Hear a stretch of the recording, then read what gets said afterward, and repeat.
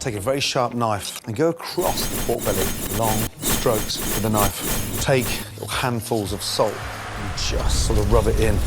Really helps to get nice, crisp crackling on top. Roasting tray, get it really nice and hot.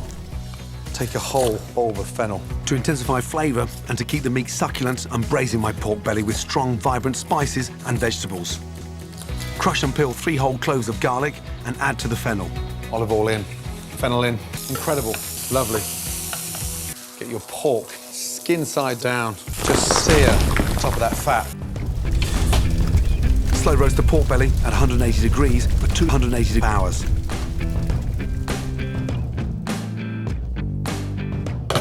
Look at that. You've got that nice, crispy skin on top. It looks stunning. And that is amazing.